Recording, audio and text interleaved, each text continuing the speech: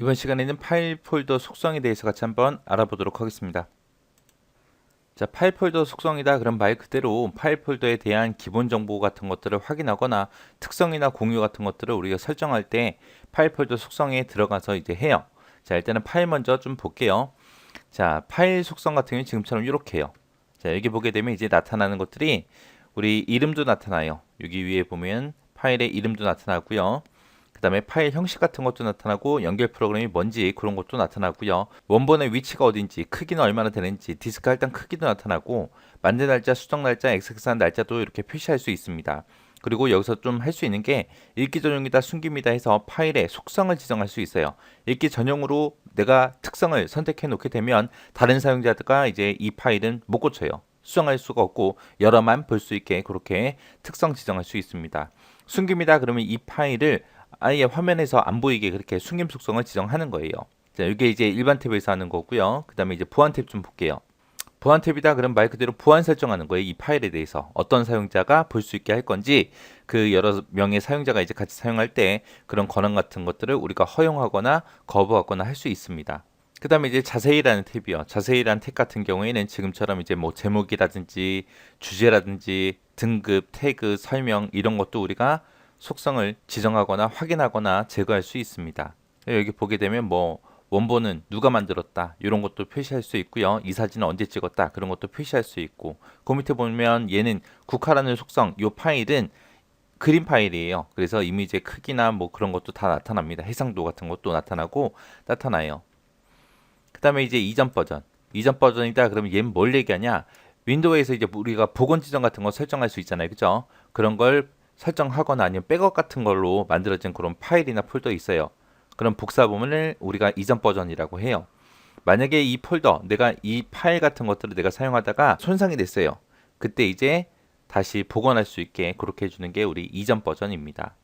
이게 이제 파일에 대한 속성이요.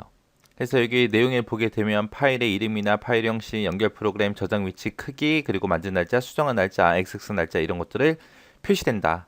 그리고 읽을 수만 있게 하는 읽기 전용 속성도 있고 숨김이라는 속성도 우리가 설정할 수 있더라. 그리고 보안은 사용자별로 사용 권한을 설정하는 곳이다.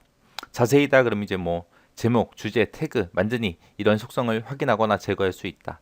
이전 버전은 윈도우에서 복원 지점이나 백업으로 만들어진 그런 파일이나 폴더 그런 거에 복사본이다. 실수로 만약에 수정하거나 삭제가 되거나 손상이 되면 그 파일이나 폴더 같은 것들은 복원할 수 있다라고 그렇게 되어 있습니다. 그 다음에 이제 폴더라는 탭이요. 폴더 탭에 보게 되면 지금처럼 이런 것들이 있습니다. 자, 폴더 속성이요. 여기서는 말 그대로 뭐 이 폴더에 제목도 써 있고요. 종류도 써 있습니다. 그리고 위치도 있고 크기도 있고 디스크 크기 할당량도 있고요. 그리고 폴더 같은 경우 이게 표시돼요. 이 폴더 안에 파일이 몇 개 있다, 폴더가 몇 개 있다라고 그런 것도 표시가 되고 만든 날짜, 그리고 파일처럼 읽기 전용이나 숨김 이런 것도 속성을 우리가 여기서 지정할 수 있습니다. 자, 그다음에 이제 공유 탭이요. 공유 탭 같은 경우에는 이제 파일 속성 창에는 없었죠. 파일 같은 경우에 파일 한 개씩 공유는 못 해요. 공유할 때는 폴더 단위로 이제 공유를 합니다. 여기서는 이제 공유를 설정하거나 옵션 같은 것들을 우리가 설정할 수 있게 그렇게 해주는 게 공유라는 탭이요. 그 다음에 여기 보안이라든지 이전 버전이라든지 요 두 개 탭은 파일 속성 창이랑 똑같아요.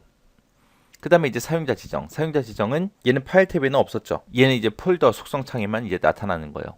얘는 이제 첫 번째 거. 여기서는 이제 폴더의 유형 같은 거 선택할 수 있어요. 이 폴더는 뭐 일반 항목이다, 문서다, 사진이다, 음악이다, 비디오다 해서 이런 항목, 폴더 유형을 내가 지정해 줄 수 있어요. 그리고 두 번째 여기서는 이제 폴더의 사진 같은 거. 만약에 그림이 있다 그랬을 때 폴더를 열지 않고도 그 안에 어떤 그림이 있는지 대표적인 거, 폴더의 사진이 이제 조그맣게 표시되게끔 그렇게 지정할 수 있는 곳입니다.